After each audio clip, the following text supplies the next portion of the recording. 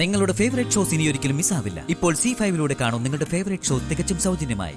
സീമന്തത്തിനിടെ വയറുവേദന ഉണ്ടായി ഹോസ്പിറ്റലിൽ പോയി വന്നതിന് ശേഷം ഇയാളുടെ പരവേശവും ആദിയും വെപ്രാളവും ഒക്കെ ഞാൻ ശ്രദ്ധിക്കുന്നുണ്ട്. ഇടയ്ക്ക് ഒറ്റയ്ക്ക് മാറിയുള്ള ഇരിപ്പും. പേടിച്ചു പോയല്ലേ? അബോഷനായി പോകുന്നുള്ള പേടിയാണോ? എനിക്കറിയാടോ ഇയാൾ ആ കുഞ്ഞിനെ എന്തുമാത്രം സ്നേഹിക്കുന്നുണ്ടെന്ന്.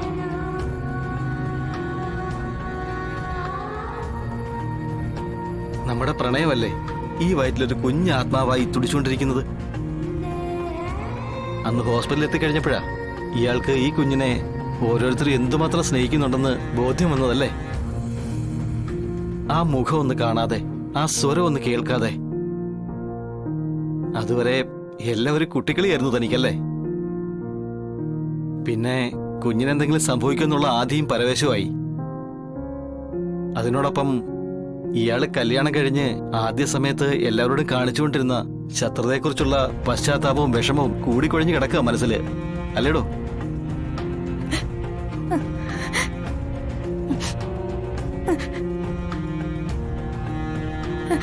ഏയ് സാരമില്ലടോ, പോട്ടെ.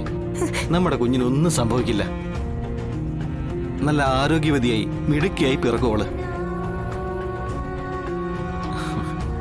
എടോ, ഞാൻ ഏറ്റവും കൂടുതൽ സന്തോഷ ദിവസങ്ങളിൽ ഒന്നാ ഇന്ന്. അതിന്റെ കാരണം എന്താണെന്നറിയോ? ഇയാളുടെ വയറ്റിലുള്ളത് പെൺകുഞ്ഞാണെന്ന് സിദ്ധം പറഞ്ഞില്ലേ, അത് കേട്ടിട്ട്.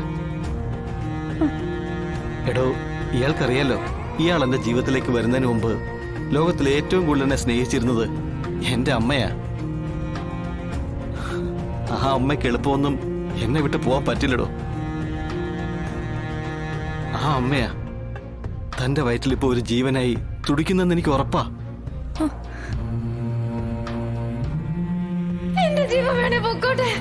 ഞാനൊന്ന് പറയട്ടെ. എനിക്ക് അബോർഷൻ വേണ്ട, പ്ലീസ് ഡോക്ടർ. മോള് കുഞ്ഞിന് വേണ്ടി മരിക്കാൻ തയ്യാറായാലും കുഞ്ഞിന്റെ ജീവൻ രക്ഷിക്കാനാവില്ല. അത് സംഭവിച്ചു കഴിഞ്ഞു.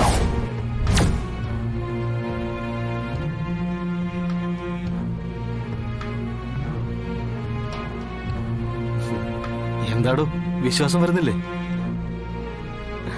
ചിലപ്പോ അങ്ങനെയൊക്കെ സംഭവിക്കാറുണ്ടോ? നമ്മുടെ ആഗ്രഹം ദൈവം സാധിച്ചു തരും.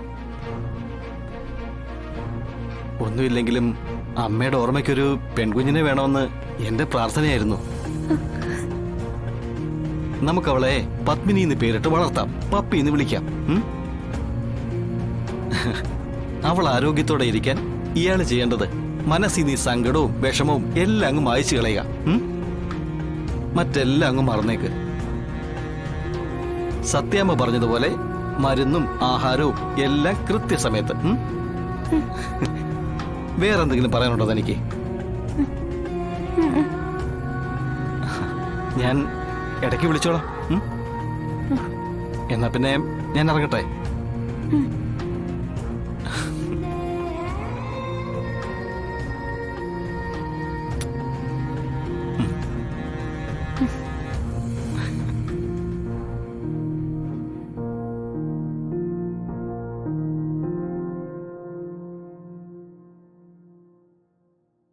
ഡൗൺലോഡ് ചെയ്യൂ C5 ആപ്പ്. കാണൂ എല്ലാ എപ്പിസോഡുകളും സൗജന്യമായി.